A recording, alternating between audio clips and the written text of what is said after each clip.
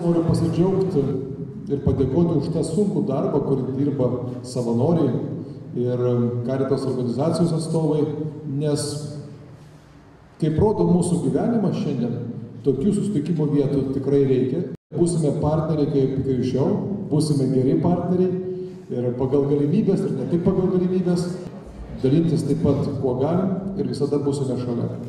Ir kad tokių susitikimų prasmė kiekvieną iš mūsų darytų geresniu, paskatintų stotis, keltis, eiti, keistis ir visada tikėti. Viskas yra įmanoma, jeigu dedi pastangas. Ir visada yra šalia tie, kurie pasirengę padėti, pagelbėti tada, kada yra sunku. Per vakarienę dalinamės ne tik maistu, bet ir ta bendrystė vieni su kitais. Ta vieta, kur ateinama, galima pasisemti vieni kitų gerumu, galima pasidžiaugti prie bendro stalo, galima turėti tą plačiosios šeimos jausmą.